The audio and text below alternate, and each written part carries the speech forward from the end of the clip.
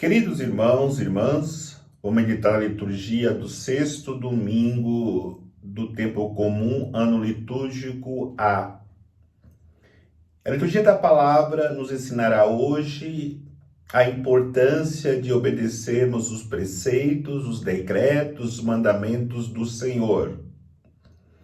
Quando assim não fazemos, de obedecer aquilo que o Senhor prescreve, as consequências são muito drásticas.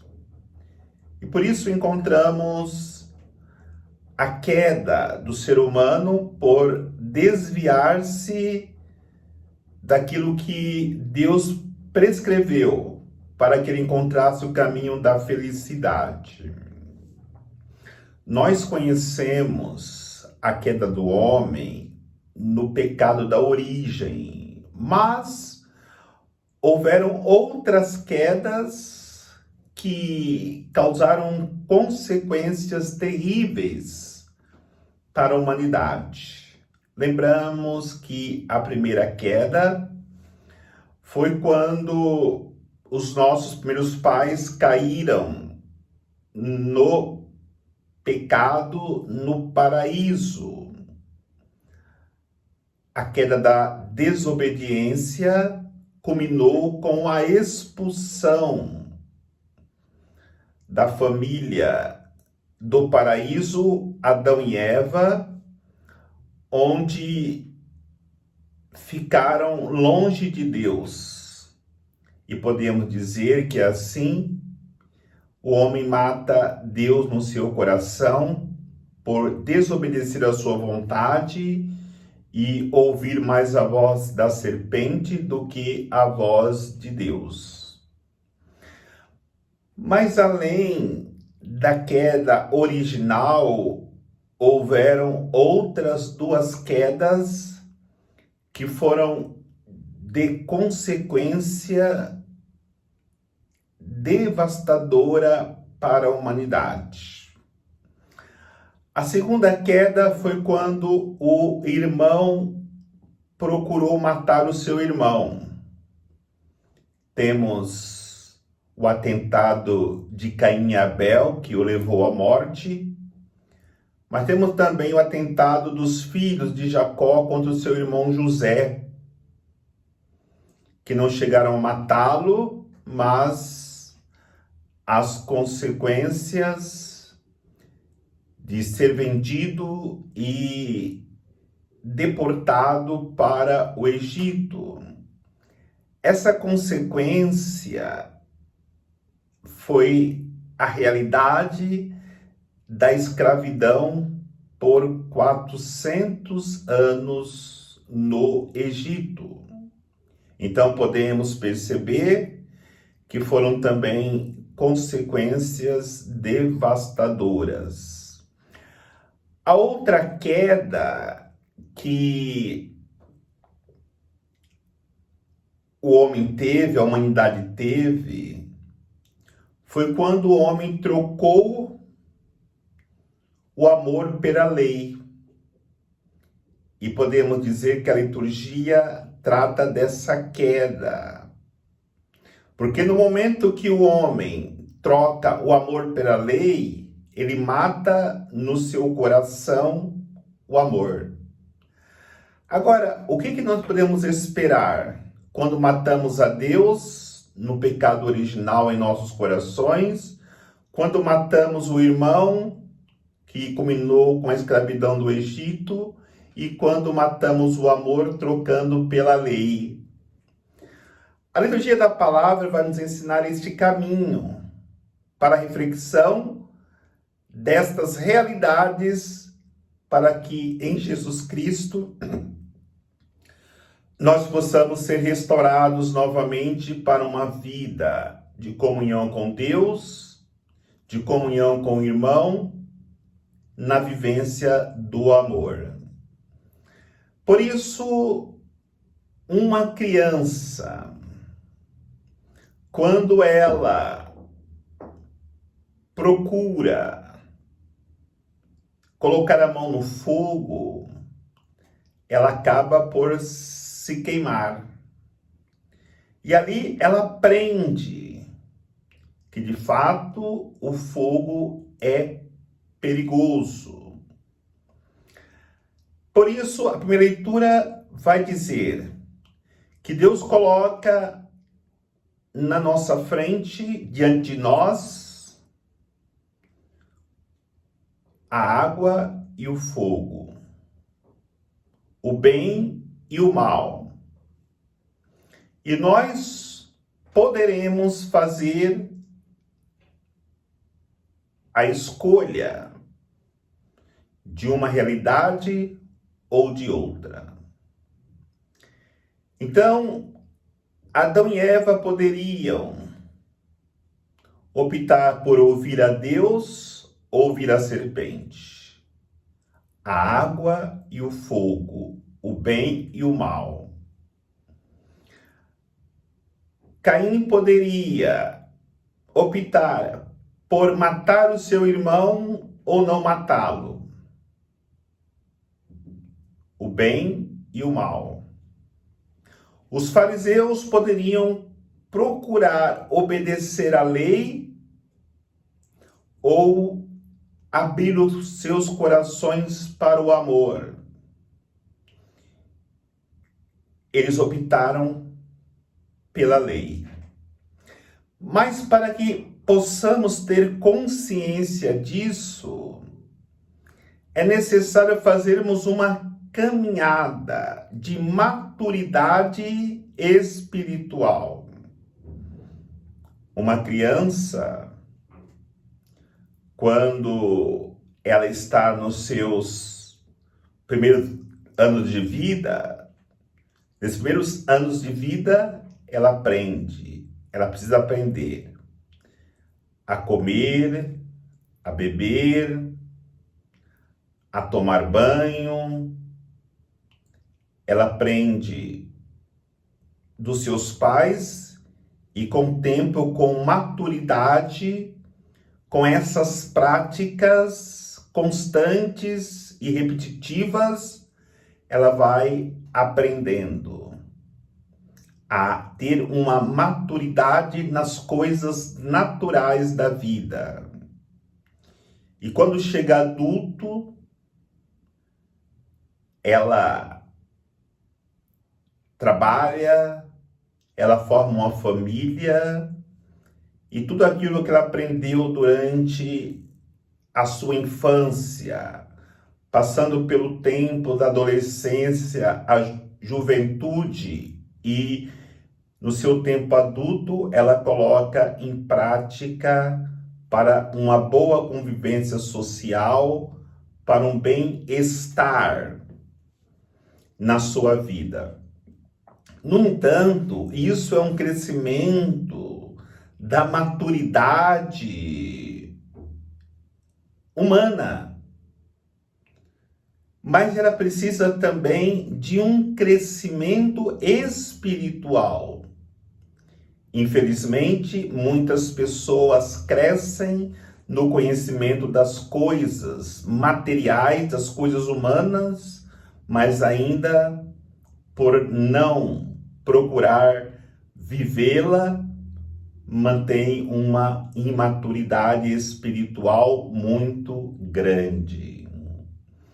E no momento que nós passamos por situações difíceis, nós aprendemos que o nosso ser não está totalmente formado, porque a formação da nossa humanidade, para que ela possa ser feliz, precisa caminhar junto com a formação espiritual.